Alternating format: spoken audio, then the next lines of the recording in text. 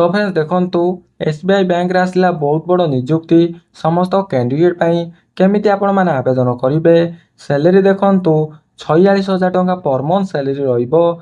जदि आपण माने ग्रेजुएशन टी पास करचंती तेबे ई पोस्ट पाई एप्लीकेबल रहउचंती। लास्ट डेट देखंतु 26/8/2025 रहिछि समस्त कैंडिडेट पाई। तेबे एथिरे केउ सब पोस्ट पाई नियुक्ति रहिछि, बयस एवं क्वालिफिकेशन केते आवश्यक रहिछि, केमिति अप्लाई करिवे, एथिरे आपणकर केमिति कोन सिलेक्शन करा जिवो एवं एथिरे आपणकर सिलेक्शन टी पाउथिले पोस्ट अनुसाई आपण मानकु केते टंका सैलरी बा दरमा मिलिबो एई सबरो डिटेल गुडीको वीडियो माध्यम रे प्रोवाइड करिदेबी।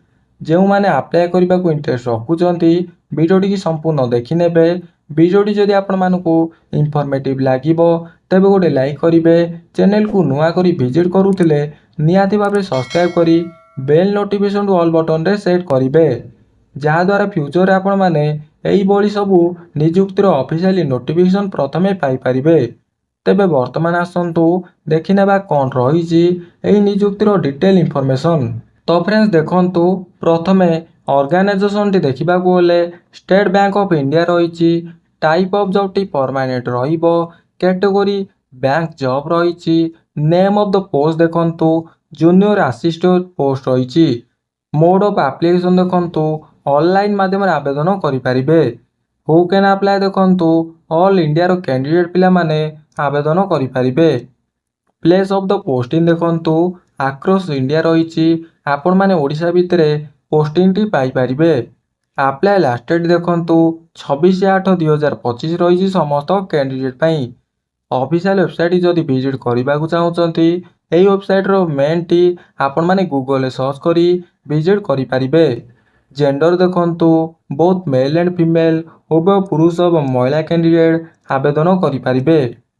एजुकेशनल क्वालिफिकेशन देखंतु जदि आपण माने ग्रेजुएशन टी पास करचंती तेबे ई पोस्ट पाई एप्लीकेबल रहउचंती।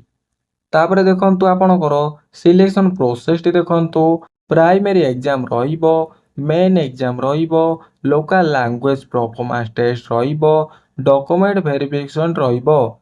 चारोटी स्टेप देई आपण माने सिलेक्शन रहउचंती। प्राइमरी एग्जाम रे देखंतु आपणकर इंग्लिश रहिबो, न्यूमेरिकल एबिलिटी रहिबो, 30 क्वेश्चन 35 क्वेश्चन 35 मार्क रहिबो। इंग्लिश लैंग्वेज देखंतु 30 क्वेश्चन 30 मार्क रहिबो समस्त कैंडिडेट पाई। रीजनिंग एबिलिटी देखंतु 35 क्वेश्चन 35 मार्क रहिबो। टोटल 100टा क्वेश्चन रहिबो। 100 मार्क रो एग्जाम रहिबो समस्त कैंडिडेट पाई। मेन एग्जाम भी मध्य सही भली भाबरे प्रोसेस रहिछि समस्त कैंडिडेट पाई। तापर देखंतु आपण माने डायरेक्ट तळु तळु स्क्रॉल करंतु मिनिमम एज टी देखंतु 20 वर्ष रहिछि। मैक्सिमम एज टी देखंतु 28 वर्ष रहिछि समस्त कैंडिडेट पाई। एज रिलैक्सेशन टी देखंतु एज पर गवर्नमेंट रूल अनुसार ओबीसी कैंडिडेट पाई 3 वर्ष रहिछि। एसटी एससी पीडब्ल्यूडी कैंडिडेट पाई 5 वर्ष रहिछि। एक्स सर्विसमैन कैंडिडेट पाई 5 वर्ष रहिछि। PWD plus SC ST candidate पाई 15 वर्ष एज रिलैक्सेशन टी रहउछि। इंपोर्टेंट डेट टी देखंतु ऑनलाइन रजिस्ट्रेशन स्टार्ट डेट टी देखंतु 6 अगस्त 2025 रहिछि। ऑनलाइन अप्लाई लास्ट डेट देखंतु 26 अगस्त 2025 रहिछि। प्राइमरी एग्जाम टी देखंतु सेप्टेम्बर मासरे आपनकर एग्जाम टी रहिबो। मेन एग्जाम टी देखंतु नवेम्बर मासरे एग्जाम टी रहिबो। एप्लीकेशन फीस टी देखंतु आपनकर जनरल ईडब्ल्यूएस ओबीसी कैंडिडेट पाई केवल बॉयज मानक पाई 750 टंका रहिछि।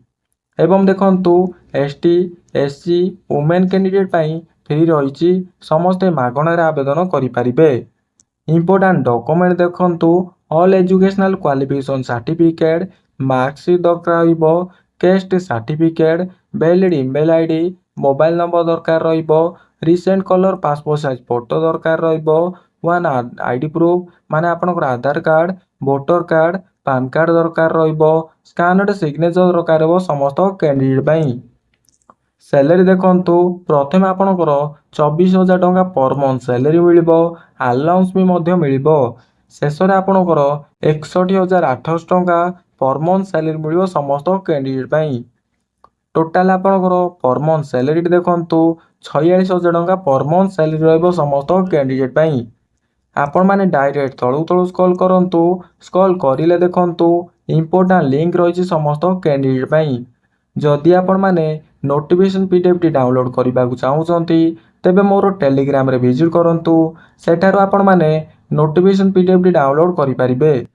ଯଦି ଆପଣମାନେ ଅନଲାଇନ୍ ଆପ୍ଲାଏ କରିବାକୁ ଚାହୁଁଛନ୍ତି କ୍ଲିକ୍ ହିୟର୍ ଉପରେ କ୍ଲିକ୍ କରି ଆପଣମାନେ ଡାଇରେକ୍ଟ ଅନଲାଇନ୍ ମାଧ୍ୟମରେ ଆବେଦନ କରିପାରିବେ।